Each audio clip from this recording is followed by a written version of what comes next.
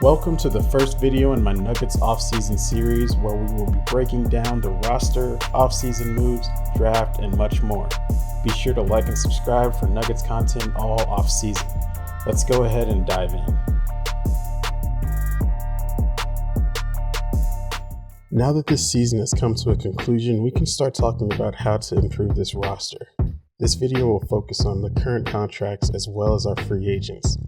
A follow-up video will cover what we can do in free agency as well as some trades. So without further ado, let's check out the Nuggets contracts and see how they'll play out next season and some implications down the line. The Nuggets have so many point guards on the roster, looking at this list is kind of funny. The two real guys at the guard position that we have locked up long term are Murray and Monte, and Murray will not be back until after the All-Star break.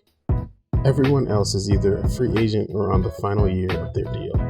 Murray is now going into the second year of his rookie extension and he'll be under the contract until 2025. And Monte's 3-year extension he signed last offseason will kick in this year. These are two very valuable contracts for us going forward. PJ Dozier is on a non-guaranteed contract that I'm sure will be picked up for next season, as well as our favorite Argentinian Facu. He'll be finishing up the second year of his deal next season also. Then there's the question regarding the free agents. Austin Rivers is unrestricted, Marcus Howard is a restricted free agent, and Shaq Harrison has a team option. There are a lot of chefs in the kitchen and not all of them will be able to come back. We'll get into all of those moves in the next video, but I'd like to see at least one of these three come back, depending on the roster spots available. On to the shooting guard spot, and it's Will Barton, all by himself. Will Barton is the only true shooting guard on the roster, and there's no certainty about his player option coming up. He had some cryptic comments in his final interview that may shine some light into what he's thinking. Just to be appreciated. Being in a winning environment, a chance to win, just to be myself and play my game. It would be great to bring Barton back. He has not been able to contribute much in the past 3 playoff runs, and you can tell it's eating at him a bit. I hope he picks up the option and at least gives us one more go. I smile when I come home. Now looking at the forward spot, there are a lot of names also. We have MPJ going into the final year of his rookie deal, and I think the Nuggets will without hesitation give him the max rookie extension, the same way they did Jamal. Tim Connolly alluded to this in his exit interview. We'll sit down with Michael's representation.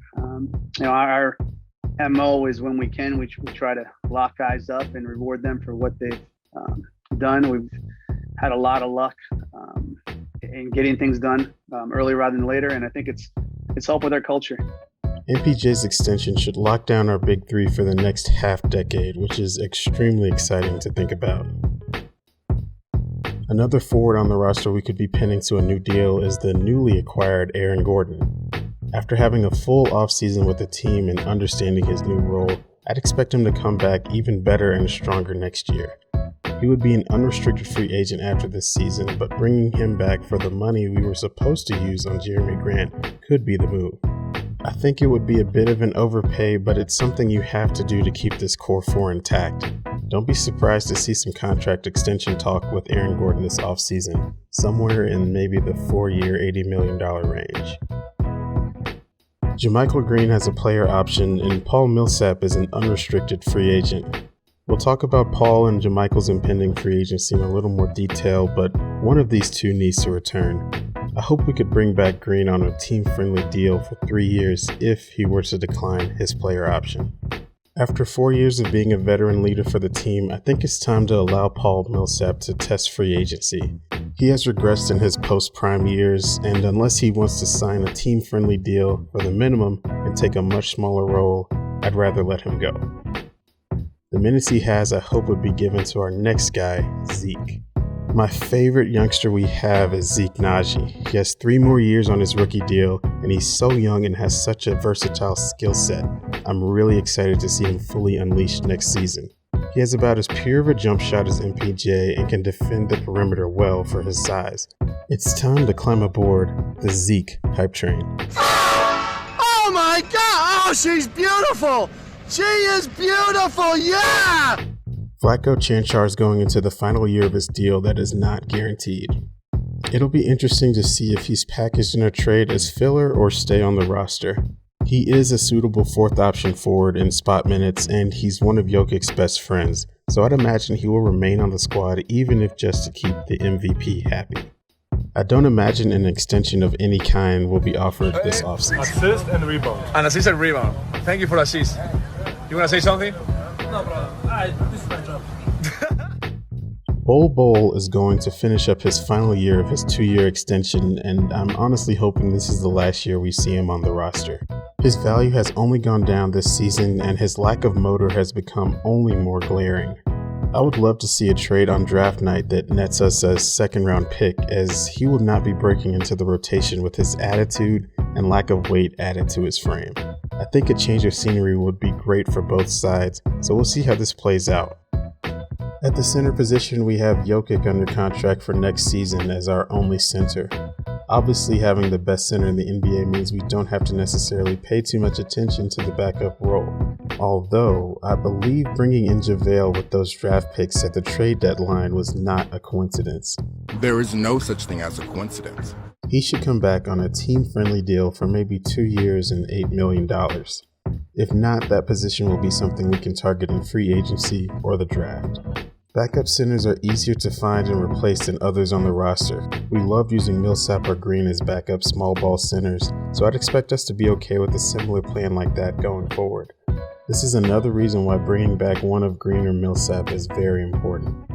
Another note about our MVP, he's going into the second to last year of his max rookie extension, and because he won the MVP, he'll be eligible for the Supermax extension next offseason, and that'll be somewhere north of $200 million. That will shape up to be one of the biggest contracts in NBA history.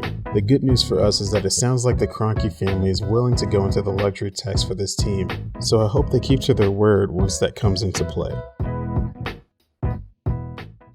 In total, there are 17 players to potentially bring back, and that's far too many for a 15-man roster. Will Barton's player option will be a big determining factor for how we make some moves this offseason. He could decline and want a new deal with this team or test the open market. I want the Thrill to be back in Denver just to keep things steady, and hopefully we'll see him fully healthy in the playoffs. One of Green or Millsap should return. Hopefully Green because of his versatility and spacing he provides. Then we must choose between Austin, Marcus, and Shaq to bring back in the guard rotation. Marcus could be brought back on a two-way deal that I believe could open another roster spot, which makes that a pretty appealing option. Shaq is obviously a defensive specialist that Malone loves, so there's always a chance he could return too. And then you have Austin's scoring punch off the bench that could be very important in the games before Jamal's return. He brings plenty of value as well, so this is not going to be an easy decision for the front office to make. So with all of that said, here's the roster I think we could have just by taking care of our own guys. Firstly, with the guards, we bring back Austin Rivers and Marcus Howard, but decline Shaq's club option. Along with this, we would fully guarantee PJ's contract, giving us depth and chemistry to keep this ship afloat until Murray returns. Next, Will the Thrill Barton declines his player option, but resigns with the team for 3 years and $50 million. This will allow him to stay with the team through his extended prime. At the forward spot, I'm throwing that max at MPJ to lock him down and hopefully encourage him to dribble a little better and pick up his defense.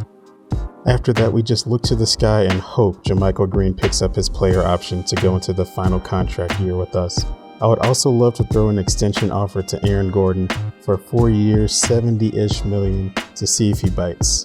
Then we bring everyone else back, but we let Paul Millsap walk to take a better deal elsewhere. And finally, we bring back McGee, let him get his 4th ring in the city that he loves oh so much. In total, that would be 14 roster spots, which would leave us with the one spot we have for our 26th overall pick in the draft, and just enough under the hard cap to not break the bank. In the next video, I'll be breaking down our options in the trade market as well as some other free agents we could bring in if we were to lose more guys to free agency than expected. Not too long after that, I'll have a deep dive into the draft prospects that could be around for our pick in the draft. A custom Nuggets big board, if you will. Be sure to like and subscribe for the videos to come, and see you guys in the next one.